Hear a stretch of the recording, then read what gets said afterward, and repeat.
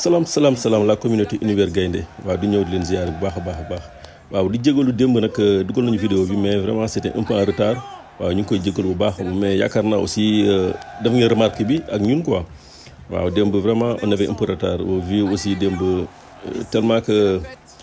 actualité bi vraiment c'était tellement riche waaw vraiment waaw di fàttaliku aussi démb aussi en même temps bon il y avait un samedi noir yoo xam ne nous concernant ñun Sénégal vraiment démb parce que gëj na am waaw yu mel noonu tegale ñaari défaite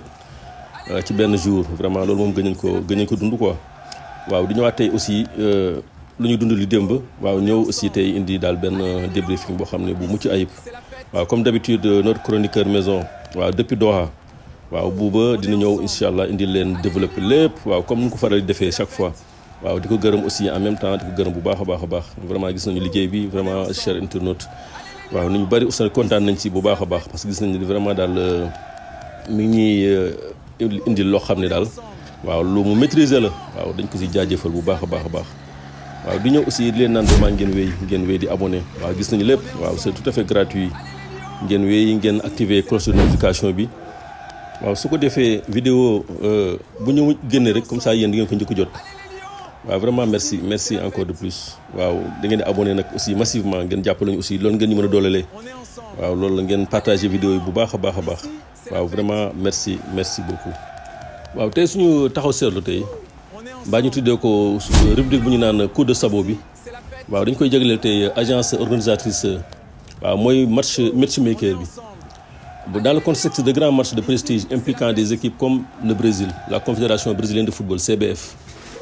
et la Fédération sénégalaise de football FSF font appel à des agences de promotion internationale tomb bu njëkk bi sécuriser l'adversaire waaw sécuriser l'adversaire soo ko déggee mooy contacter et négocier le cachet et les conditions avec la fédération adverse par exemple le Sénégal pour la CBF ou vice versa mbaa nga ne Sénégal plutôt mbaa nga ne Brésil plutôt waaw beneen tomb bi garantir le lieu waaw suñu ne garantir le lieu da ngay jàpp ni waaw négocier la location du stade waaw foofu ci Londres est souvent choisi pour attirer de larges communautés de supporters et maximiser les recettes de billetterie et les droits de télévision waaw beneen tomb bi gérer le contrat et les finances waaw boobu soo ko déggee xamal ni mooy s'assurer que le match est financièrement viable en négociant les droits de télévision et les sponsors pour couvrir les frais et le cachet payé par deux fédérations waaw léegi beneen tomb bu njëkk bi mooy logistique complète waaw soo ko déggee rek mooy jàpp ni coordonner les vols waaw vols yi quoi hébergement bi la sécurité et la billetterie et ces agents sont parfois des entités très connues dans le milieu des matchs amicaux internationaux waaw souvent aussi mën na ne aussi intermédiaire fédéral waaw maa nga ne côté Sénégal c'est la fédération sénégalaise de football FSF par l'intermédiaire de son président et de ses services administratifs qui valident l'opportunité waaw mbaa nga ne aussi côté Brésil c'est la confédération brésilienne de football CBF qui fait de même le rôle du matchmaker est de proposer l'idée aux deux fédérations de formaliser l'accord et de s'occuper de toute l'exécution waaw pour ce match en particulier qui s'est déroulé à Londres la ville elle-même est une plaque tournante pour de ces événements rendant la logistique plus fluide pour ce type de rencontre. Ok, ñu ne aussi en résumé si le nom de l'agent individuel est rarement public, l'organisation est assurée par une société spécialisée mandatée par l'une ou les deux fédérations. waaw chère communauté waaw léegi dañuy taxaw ñu jàngat waaw démb déglu nañu Pape Thiaw ci conférence de presse yi d'après match bu jeexee waaw Pape Thiaw jot na junj tuuti quoi ba léegi sax moom reconnaître na victoire de Brésil bi reconnaître na vraiment Brésil a été démb impeccable football nañu gagné nañu waaw moom daal fu muy taxawee mooy ci affaire organisation bi te aussi nee nañu dañ ko dénoncer dañ ko bàyyi noonu waaw comme ni ma expliqué léegi en français lii ay agence la quoi matchmaker yi ñi nga xam ne ñooy organiser match yi waaw ñoom li si jóg aussi dañuy commerce waaw moo xam ne fayal la sa billet avion invité la indi la ci hôtel waaw en résumé quoi léegi Pape Thiaw moom dégg ngeen démb nee na ñoom dañu leen yóbbu ci gannaaw ñëpp ku xam Londres xam ne Londres mooy dëkk boo xam ne vraiment dëkk bu bëri embouteillage la waaw dañu yóbbu leen ci hôtel boo xam ne dafa xaw a gannaaw trop waaw par contre brésiliens yi ñu indi leen fu jege waaw yematuñu loolu seen match la veille entraînement bi ñu tere leen stade bi foofu ci Emirates dañ leen ko tere waaw te Pape Thiaw nee na loolu aussi lu fondamental la parce que loolu ñoom dañ ko soxla waaw parce que pour jël seen repère waaw te brésiliens yi dañuy autorisé ñu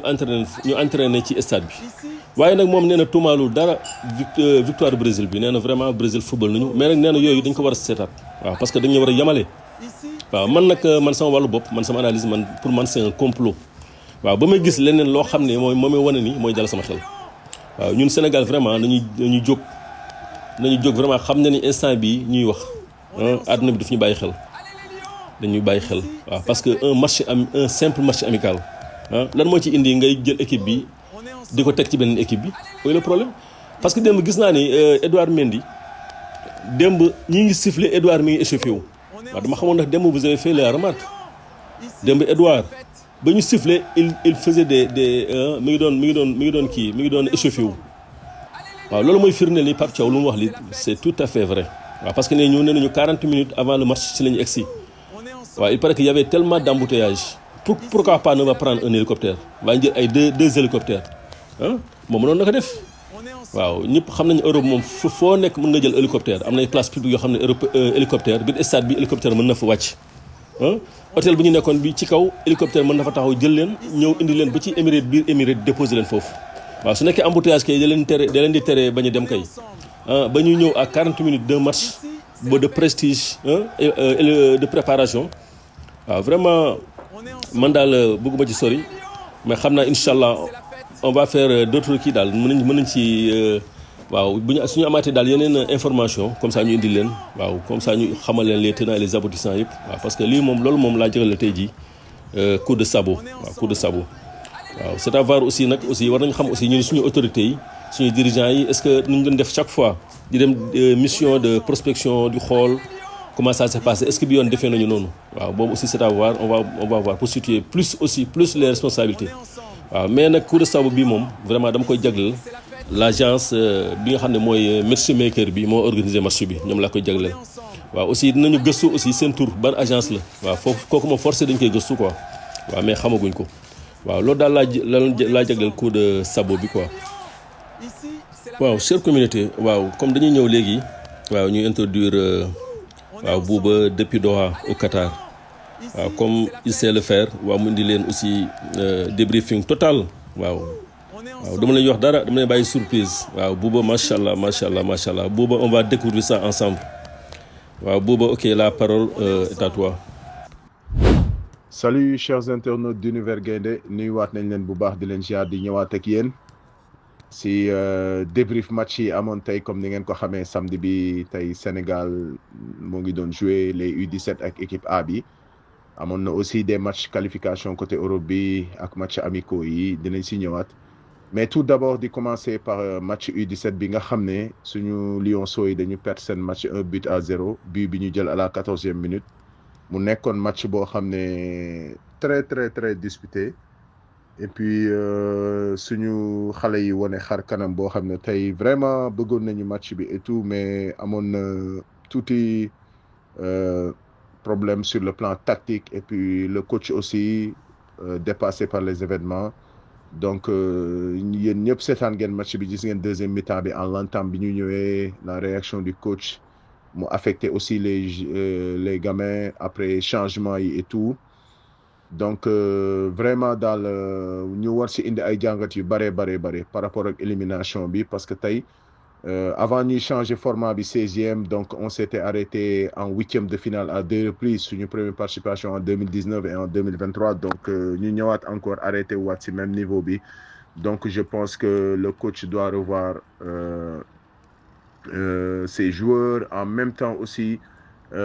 staff technique bi war nañu def benn bilan tirer les enseignements parce que vraiment équipe bi ak niñ ko yaakaare woon na foogoon nañ ni mën nañu dem ba quart de finale mais la loi du sport et puis Ouganda nga xam ne tey bi ma seetaanee seen dernier match contre la France bi ñu dër 1-0 et puis ñu repêché leen meilleur troisième d'habitude équipe yooyu souvent dañuy ñëw suñu qualifié xam nga dañuy monter en puissance donc waaw football d'habitude noonu lay demee quoi waaw mais nag nañu tirer waat enseignement yi xool xale yi ils ont de l'avenir c'est des gamins mentalement ñu war a liggéey surtout coach mental yi soxla nañ ko ci suñu équipe nationale yi parce que on voit que chaque fois dañuy peiner sur ce plan-là mental et puis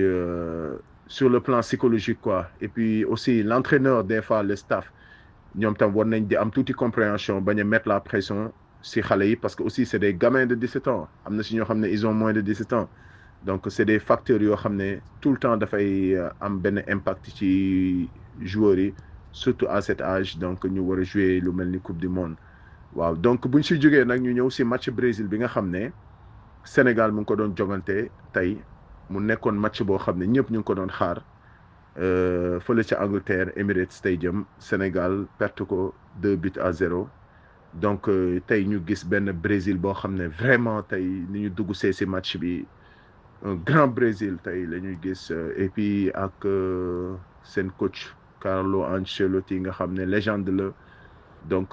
tey mu indi benn schéma tactique boo xam ne def benn pressing haut dans l'entame du match gis nañu Sénégal def na benn pressing juste 1 minute 2 minutes après ñu relâché am benn occasion donc après si le Brésil nag jël devant yi def benn pressing haut sonal suñu joueurs yi et puis milieu terrain bi aussi tey y a beaucoup de choses yoo xam ne vraiment Pape Thiaw tey war na tirer enseignement yu bari par rapport ak match bi amoon tey man nag fi may commencer sama débrief mooy que par rapport ak Edouard Mendy nga xam ne tey bu ñuy wax gardien de but mooy numéro 1 moo nekk ci ginnaaw donc je pense que Carlo étudier nañ Sénégal par rapport ak suñu match yi ñu mujjee jouer ñu gis ne chaque fois relance yi buy jóge ci Koulibaly Edouard Mendy xam nga donc def tout le temps danger lay doon parce que dañuy am ay pointe de vitesse ci kanam y a Ismaïla Sarr donc Iliman Ndiaye day jël dem Pape Matar Sarr donc Sadio Mané xam naa après ñoom ils se sont dit que schéma tactique bi gën moo ñu def benn pressing empêcher leen de jouer fàtte leen ci kaw nga xam ne duñu mën a sax génnee bal bi donc tey mu impacté lu ñu bari impacté nañu lu bari et puis aussi Antoine Mendy nga xam ne moom équipe am défense à 3 la tàmm di jouer foofu à Nice donc tey mu ñëw jouer latéral droit donc on a pêché un peu là-bas parce que aussi bu jëlee bal bi souvent day raté passe yi donc il y avait beaucoup de déchets ci côté Jacobs tey ñefe na ko mais aussi moom sur le plan défensif tey il est foofu la lay gën a indil apport donc axe bi tey c'était trop compliqué pour Koulibaly ñaxate confusion bi parce que pressing bi la pression milieu terrain bi ils arrivaient même pas à arrêter les Brésiliens combat bi yëpp foofu la woon et puis tey on a vu un Brésil très très très organisé tactiquement et puis physiquement ils étaient là ils étaient prêts ils en voulaient tellement ce match-là parce que Brésil tey mënu woon perdre contre Sénégal parce que dafa am fi ñu jaar ak ñoom ak dernier match bi leen dóor 4-2 donc c'est vrai que contexte yi doon benn donc tey match bi ñu gis daal man je pense que Pape Thiaw schéma tactique bi nga xam ne war na ko jouer war na ci commencer liggéey dès à présent parce que man dama jàpp ne équipe nationale Sénégal dafa war a am identité de jeu boo xam ne tey match yi nga xam ne tey ñu ngi koy ñëw di jouer à partir de match prochain contre Kenya bi ñu war a jouer mardi après ñu war a dem à la CAN il faut équipe nationale Sénégal am identité am boo xam ne moom lay jouer début tournoi ba fin bu dee dañu bëgg a dem jëli Coupe d'Afrique bi di ñëw parce que mënuñu à chaque match ñuy gis xar kanam bu bees à chaque fois léegi Pape Thiaw je pense que tey match bi dina si tirer enseignement yi nga xam ne yëpp war na ko mën a analyser par rapport ak fi ñu jëm parce que équipe bi tey wane na benn faiblesse boo xam ne mooy que saa yoo ñu tegee pression dañuy am problème pour génnee bal bi donc yeneen équipe yi ñu war a jouer dinañ xool match Brésil bi seetaan nañ ko donc dinañ tirer ñoom enseignement yi ñu si soxla yëpp par rapport ak équipe nationale du Sénégal tey booy jouer ak moom noo koy bloqué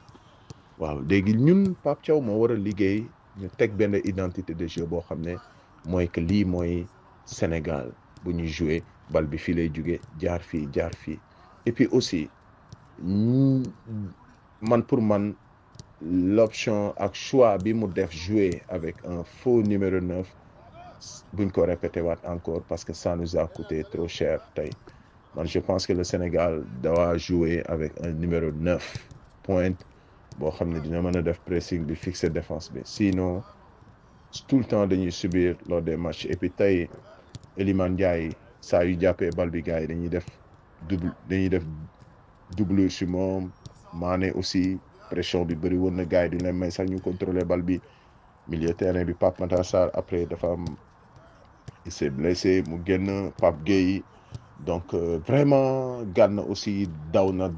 course yi mais problème bi mooy lien entre la défense le milieu et l'attaque tey rien affaire bi dara doxul woon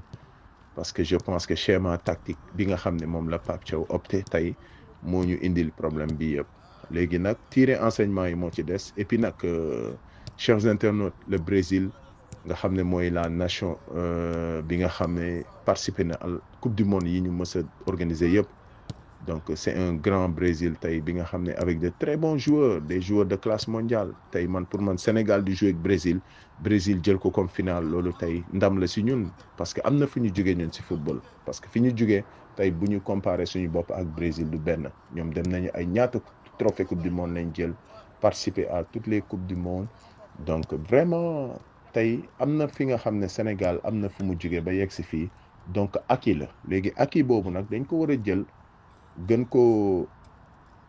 yokk xool la lañ ci war a rectifier ajuster waat xam nga parce que loolu coaching la quoi et puis tey coach bi Pape Thiaw jàkkaarloo woon nekkul coach bu ndaw joué na ay Champions League et puis tey mu indi benn schéma boo xam ne Champions League rythme boobu la gars yi di jouer pressing boobu la gars yi di def pour def match bi la différence donc Ancelotti c'est un Italien et puis brésilien yi ñëpp xam nañ seen identité football culture bi ñu am ci football donc loolu boo ko jëlee boole ci ak benn défense bu saf donc équipe bu ñu jàpp doo taxaw ak ñoom et puis tey Brésil li mu indi tey pressing boobu mu indi bu ko defoon Espagne France ak beneen équipe Hollande Portugal ñoom ñëpp dañuy jël ay buts parce que tey ils étaient trop forts très bien xam nga organisé ba pare ils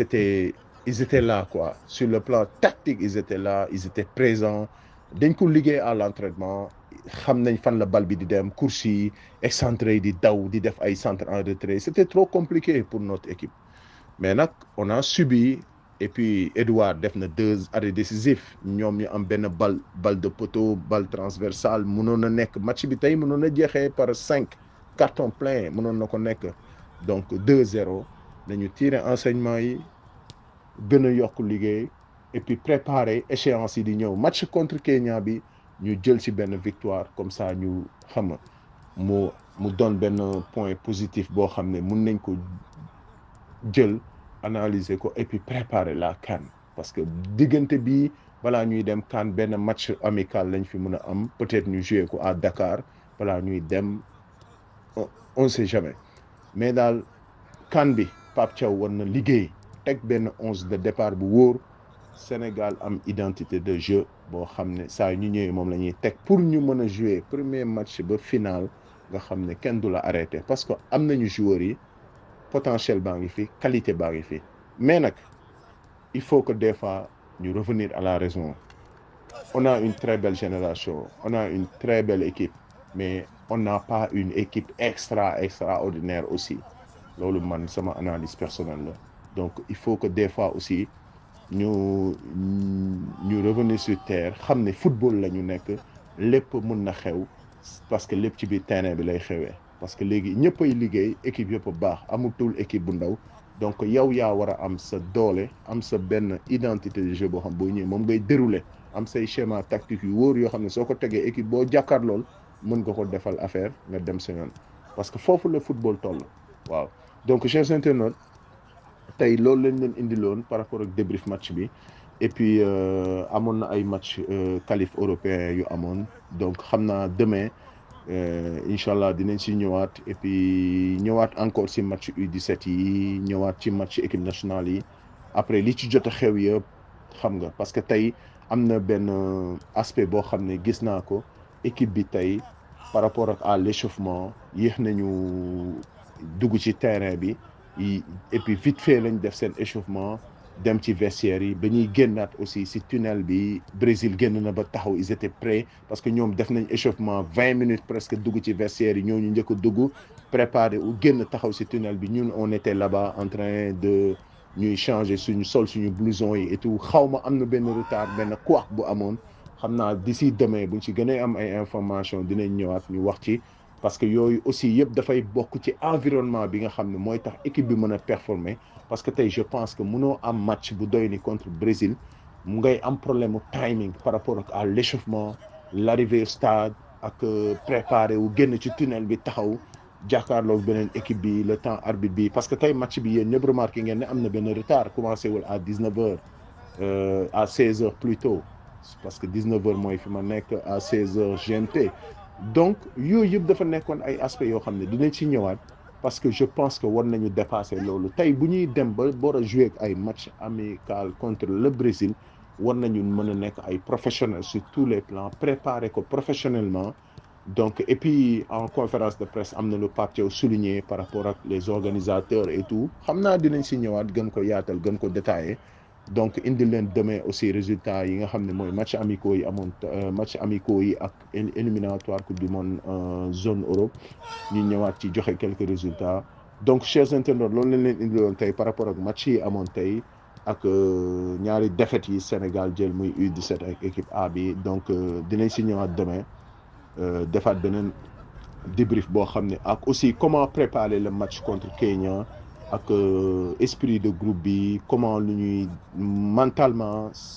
psychologiquement physiquement naka lañ ciy demee parce que tey on a dépensé beaucoup d'énergie on s'est beaucoup donné et puis ñu war a jouer mardi donc demain c'est dimanche on a juste 2 jours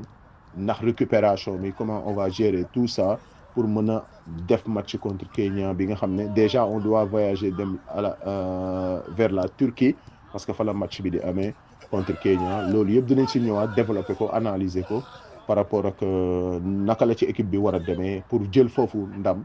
et puis ndax équipe bi day tourner yooyu yëpp dinañ ci waxtaan indi ci suñuy xalaat indi probable 11 bi nga xam ne moom moo war a ñëw contre le Kenya donc en match amical bi war a am mardi après ñu xool la suite fan lañ ñuy yóbbu par rapport ak match bi biñ ci génnee joueurs yi retourné waat seen club